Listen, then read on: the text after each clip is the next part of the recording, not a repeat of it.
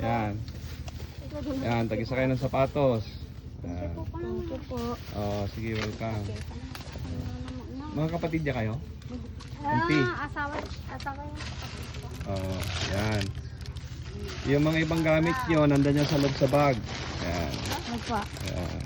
Para tagbasa. Ay, medyo tagbasa ah. Salamat po. Oo. Sana ano, makatulong ko sa inyo talaga, ha? Basta pagbubutihin niyo yung pag-aaral nyo, sisikapin ko ito hanggang high school. Ha? Mga to grade na uncle, isa na. Oo, mataas yung grado. Oh, mataas daw mga lods yung grado ng bata. Yung isa pumunta na nag-enroll sa ano sa eskwela. Kaya hindi ko na naabutan, na late ka akong gumising. Naglaba pa ako.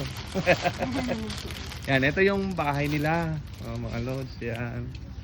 Yan. Bahay po yung auntie namin. Oh, bahay pala ng auntie nila, nakikitira kayo. Opo. Oh, yun, nakikitira sila sa bahay ng auntie niya.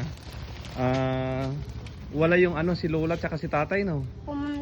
Napanagrapang. Pumunta nagtanim ng palay daw yung dalawang matanda na nag-aalaga dito sa anak niya. Kasi minsan pumupunta siya dun sa trabaho. Oh. Wala ka bang asawa, boyfriend? Meron ba doon po sa Kiwas? Oo, sa Kiwas, malayo. Yung Kiwas po kasi nandun sa dolong-dolo. Ano ng lagayan, yan, kaya malayo.